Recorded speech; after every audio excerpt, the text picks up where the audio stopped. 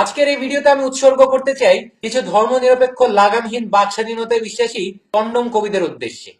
আজকের এই ভিডিওতে যেসব কন্ডম কবিরা আছে ওই কন্ডম কবিদের চারিত্রিক বৈশিষ্ট্যতা আমি তুলে ধরবো।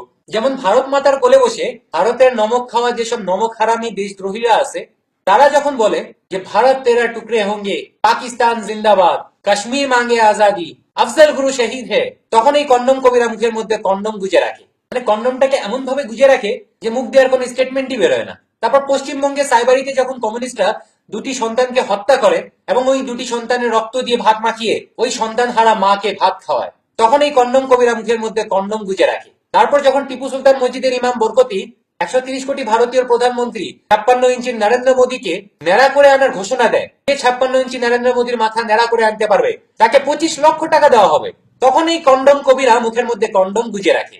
তারপর যখন প্রতিভাবান নাহিদ আফরিন, সোহানা সাইদ এবং ভারতের মুখ উজ্জ্বল করা টেনিস প্লেয়ার সানিয়া মির্জা, এদের উপর যখন এই কন্ডম কবিদের অবৈধ বাপ মানে গোফ কামানো লম্বা দাড়ির ওলামারা ইসলামী হত্যার হুমকি মানে ফতোয়া জারি করে, তখন এই কন্ডম কবিরা মুখের মধ্যে কন্ডম গুজে রাখে।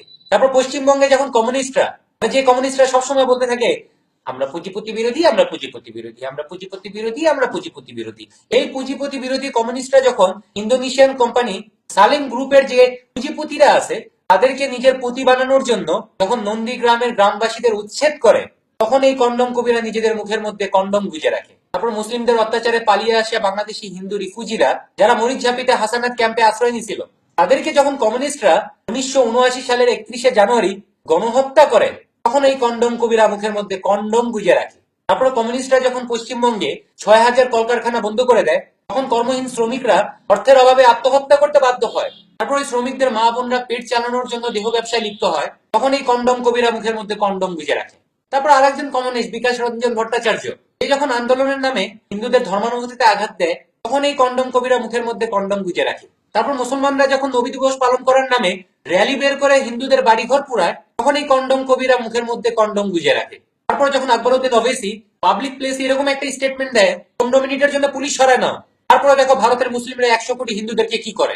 এরকম ধরনের হিন্দু বিরোধী বক্তব্য শোনার পরেও এই কন্ডম কবিরা মুখের মধ্যে কন্ডম গুজে রাখে। তারপর কেরালায় যখন কমিউনিস্টরা শত শত হিন্দুদেরকে কুপিয়ে হত্যা করে, তখন এই কন্ডম কবিরা মুখের মধ্যে কন্ডম গুজে রাখে। কিন্তু যখন উত্তরপ্রদেশে বিজেপি বিপুল ভোটে জয়ী হচ্ছে, তারপর মুখ্যমন্ত্রী হিসেবে যোগী আদিত্যনাথ দায়িত্ব প্রাপ্ত হচ্ছে, তখন এই কন্ডম কবিদের মুখের মধ্যে গুজে রাখা যে কন্ডমটা, এটা ফাইটে যায় সোনাগাছিতে বসে লেখা কবিতার লাইনটা মুখ থেকে বেরোয় আসে, আমাকে ধর্ষণ করবে যতদিন কবর থেকে তুলে, কন্ডম পরানো থাকবে তোমার ওই ধর্মের ত্রিশূলে।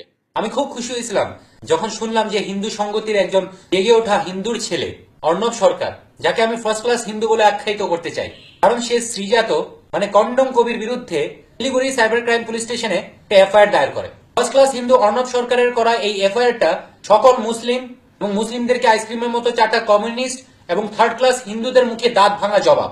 জবাবটা হলো এটা যে ইসলাম নামক আরব্য সাম্রাজ্যবাদের বাস্তবতা তুলে ধরার কারণে যদি তারক বিশ্বাস, সব্যসাচী এরকম আরো অন্যান্যদের বিরুদ্ধে ইসলাম নামক অধর্মের ধর্মানুভূতিতে আঘাতের অভিযোগে যদি কেস করতে পারিস, তাহলে আমরা হিন্দুরাও হিন্দু ধর্মের ধর্মানুভূতিতে আঘাতের অভিযোগে শ্রীজাতের বিরুদ্ধে কেস করতে পারি। এইবার একটা প্রশ্ন হয়েছে কি যে কন্ডম কবি মানে শ্রীজাতকে একটা প্রশ্ন করতে চাই না, আচ্ছা শ্রীজাত ভাই, না আপনাদের এই যে জাত ভাই মুসলিমরা যাইছে তাই করুক না কেন, তখন আপনারা আপনাদের মুখের মধ্যে কন্ডম গুজে ধুয়ে দেন, কিন্তু হিন্দুদের একটা সামান্য বিষয় আপনাদের মুখের মধ্যে গুজে ধোয়া যে কন্ডমটা, এটা ফাইটে যায় আপনি যাইছে তাই কই বেড়ান, তখন আপনার বাক স্বাধীনতায় কোনো লাগাম থাকে না। আচ্ছা কন্ডম কবি ভাই, আপনার একটা কথা কই, মানে লাগামহীন স্বাধীনতা কিন্তু স্বাধীনতা না, এটা কিন্তু স্বেচ্ছাচারিতা। আরেকটা কথা শিখে রাখেন, ওই লাগামহীন ঘোড়া আছে না, ওই লাগামহীন ঘোড়া কিন্তু কোনো ঘোড়ার রেসে কিন্তু জিততেও পারে না। আপনারাও যদি হয়েছে কি লাগামহীন বাক স্বাধীনতা প্র্যাকটিস করেন, এই লাগামহীন বাক স্বাধীনতা দিয়ে আপনি কিছু করতে পারবেন না।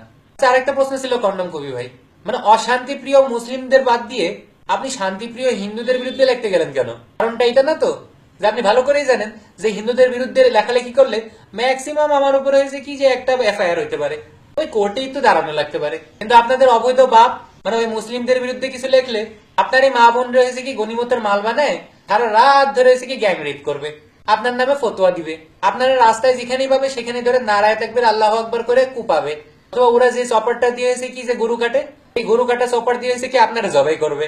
তাহলে মাথায় বুদ্ধি আছে তোমার।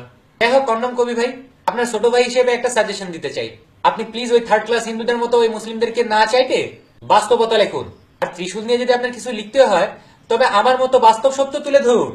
যেমন আমি লিখছিলাম শিব ঠাকুরের ত্রিশূল যতদিন মূর্তির হাতে পড়ে থাকবে, মোহাম্মদের তলোয়ার ততদিন হিন্দুদের গলা কাটবে।